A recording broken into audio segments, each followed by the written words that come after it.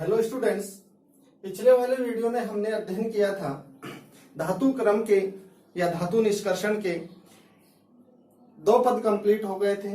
तीसरा पद चल रहा था अपना कि सांद्रित अयस्क का धातु ऑक्साइड में अपचयन, और सांद्रित अयस्क का धातु ऑक्साइड में जो अपचयन होता है ये दो विधियों के द्वारा होता है, जिनमें से हमने दोनों विधियों के बारे में डिस्कस कर लिया था। पहली विधि थी भर्जन और दूसरी विधि थी निस्तापन।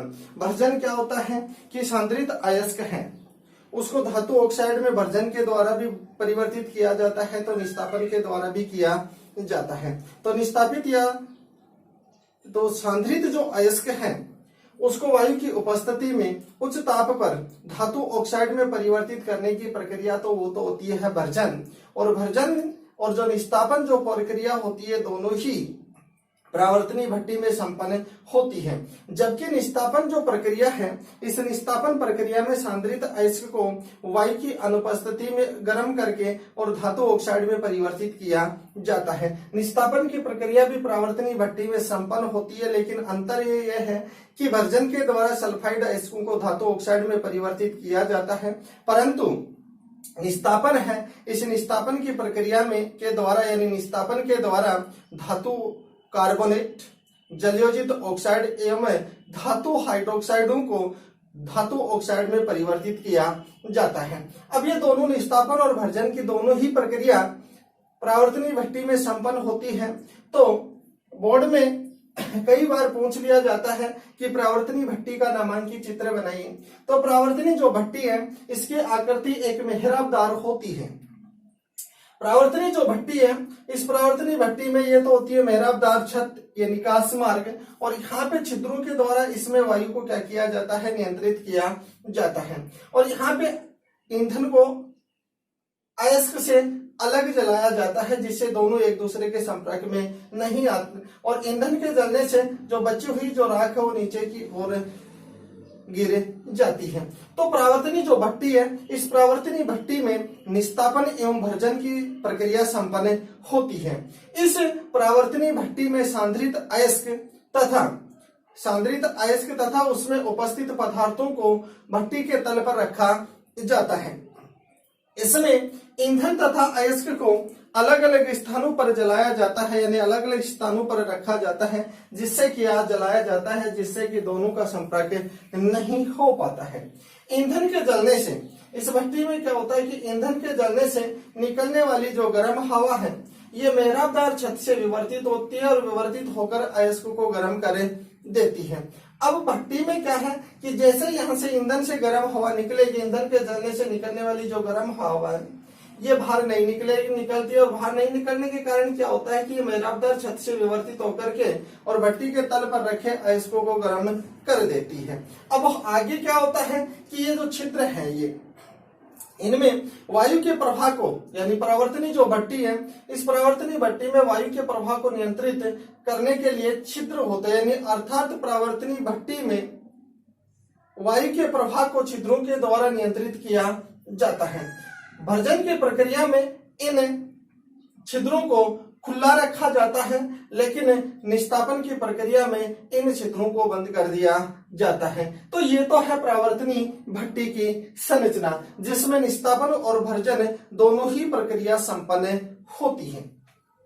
इसके बाद में ये तो हो गए तीन धातु निष्कर्षण के तीन पद, जिनमें पहला था अयस्क का चूर्णीकरण, दूसरा था चूर्णित अयस्क का सांद्रण, और तीसरा था सांद्रित अयस्क का धातु ऑक्साइड में परिवर्तन। अब फोर्थ पॉइंट है अपना पद, यानी धातु ऑक्साइड का अशुद्ध धातु में अपचयन। धातु ऑक्साइड जो निस्तापित और भर्जन के द्वारा जो धातु ऑक्साइड में परिवर्तित हुए हैं, उन धातु ऑक्साइडों को अशुद्ध धातु में किस प्रकार से अपचयन किया जाता है उनका। तो धातु ऑक्साइड का अशुद्ध धातु में अपचयन दो विधियों के द्वारा किया जाता है, जिनमें पहली विधि है कोक या कार्बन के द्वारा अपचयन। यदि धातु ऑक्साइड को कार्बन या कोक के द्वारा अपचयित किया जाता है शुद्ध धातु में, तो उस प्रक्रिया को कहा जाता है प्रगलन।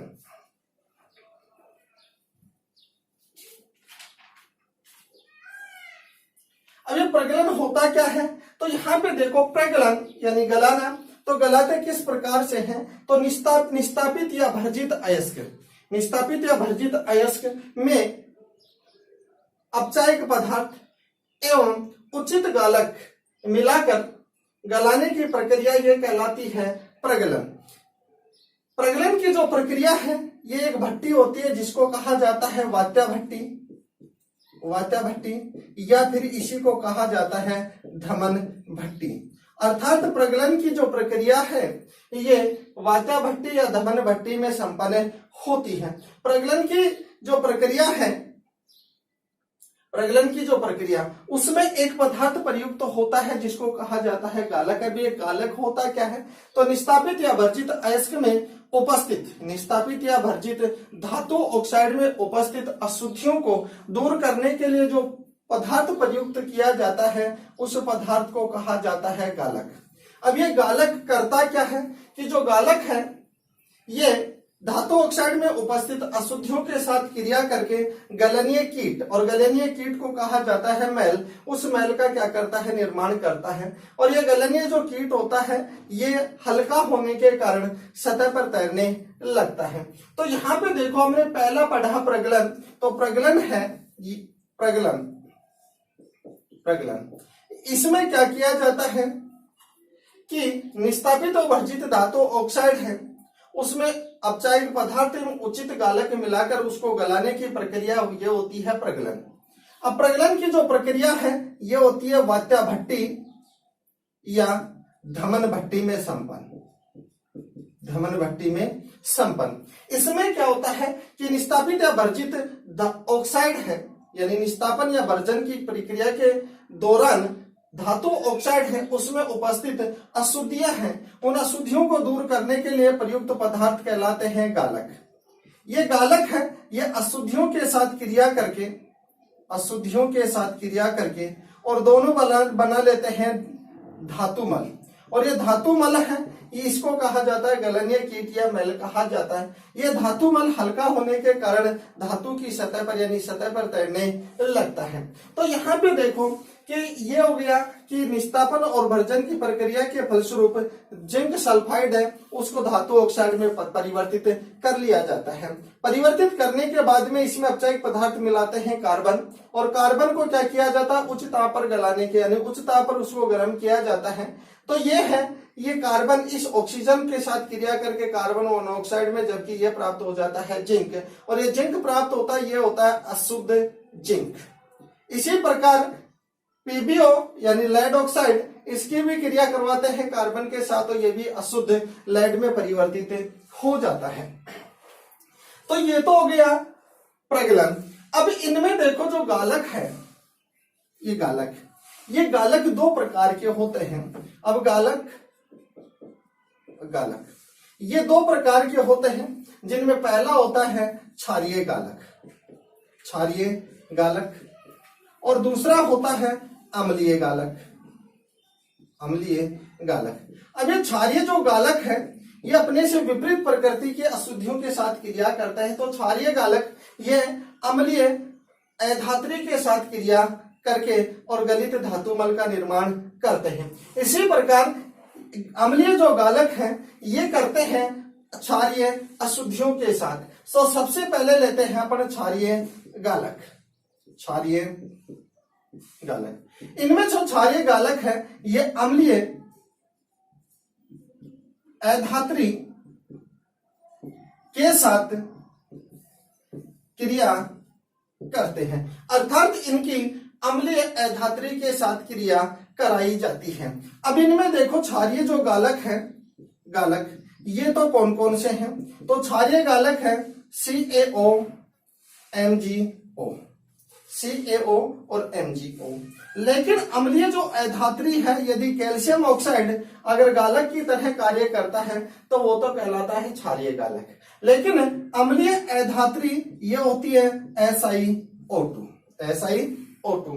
अर्थात CaO अगर गालक की तरह कार्य करता है तो ये कहलाता है गालक, और कैसी प्रवृत्ति का होता है, क्षारीय।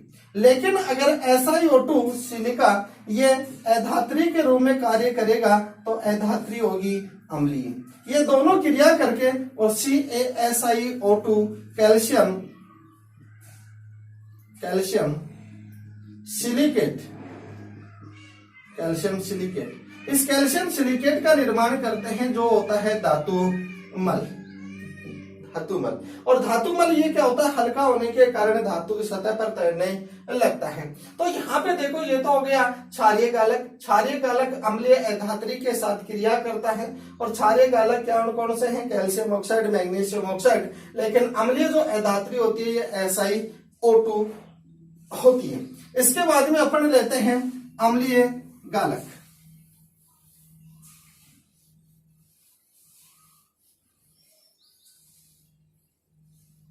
अम्लीय गालक अम्लीय जो गालक है,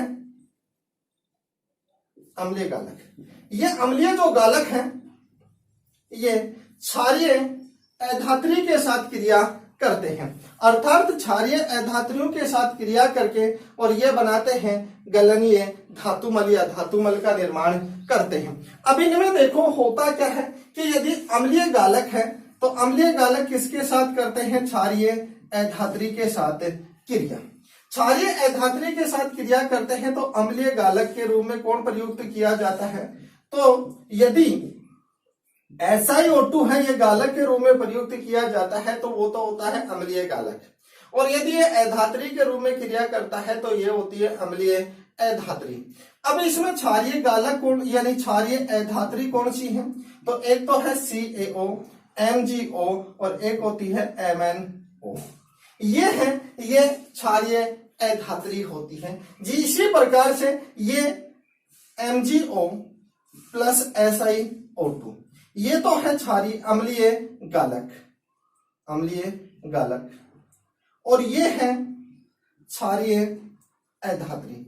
ये दोनों क्रिया करके MgSiO3 मैग्नीशियम सिलिकेट का निर्माण करते हैं। और मैग्नीशियम सिलिकेट होता है क्योंकि धातुमल होते हैं, सामान्यतः सिलिकेट होते हैं। और सिलिकेट है यानी धातुमल हल्के होने के कारण सतह पर तैरने लगते हैं। तो ये तो हो गई पहली विधि कि धातु जो ऑक्साइड हैं उनको अशुद्ध धातु में किस प्रकार से परिवर्तित किया जाता है। तो उनमें हमने पहली विधि पढ़ी है कार्बन या कोक के द्वारा अपचयन, जिसको कहा जाता है प्रगलन। और प्रगलन में प्रयुक्त होते हैं गालक और अपचायक पदार्थ। गालक होते क्या है, तो निस्तापित या वर्जित अयस्क में उपस्थित अशुद्धियों को पृथक करने के लिए प्रयुक्त पदार्थ कहलाते हैं गालक। गालक के बारे में हमने पढ़ा कि गालक दो प्रकार के होते हैं, एक तो क्षारीय गालक होता है, ये अम्लीय अधात्री को दूर करता है, जबकि अम्लीय गालक है ये क्षारीय अधात्री को दूर करता है। तो पहले तो हो गया कि प्रगलन, लेकिन दूसरा और होता है कि एल्यूमिनियम के द्वारा भी धातु ऑक्साइडों को अशुद्ध धातु में अपचयित किया जाता है। और जब एल्यूमिनियम के द्वारा धातु ऑक्साइडों को अपचयित किया जाता है अशुद्ध धातु में, तो उसको कहा जाता है एल्यूमिनोथर्माइट विधि। तो इसमें क्या होता है कि निस्तापित या भर्जन यानी निस्तापन या भर्जन की प्रक्रिया से प्राप्त जो धातु ऑक्साइड है उन धातु ऑक्साइडों को एल्यूमिनियम के द्वारा अपचयित करने की जो प्रक्रिया है वो एल्यूमिनोथर्माइट प्रक्रम कहलाती है। एल्यूमिनोथर्माइट जो प्रक्रम है इस विधि के द्वारा कौन कौन से यानी इस प्रक्रम के द्वारा क्रोमियम, मैग्नीज और टाइटेनियम के ऑक्साइडों को अशुद्ध धातु में अपचयित किया जाता है। तो करते किस प्रकार से हैं, तो यहाँ पे देखो जैसे Cr2O3 इसकी एल्यूमिनियम के साथ अभिक्रिया करवाएंगे 2Al, तो यहाँ पे देखो किसमें परिवर्तित हो जाता है Al2O3 प्लस 2Cr। अर्थात ये जो प्राप्त हुआ है ये है अशुद्ध धातु। अब ये अशुद्ध धातु तो प्राप्त हो गए, तो लेकिन ये क्या है कि ये दोनों ही जो प्रक्रम है इन प्रक्रम के द्वारा यानी दोनों ही विधियों के द्वारा अशुद्ध धातु यानी धातु ऑक्साइड को अशुद्ध धातु में अपचयित किया जाता है।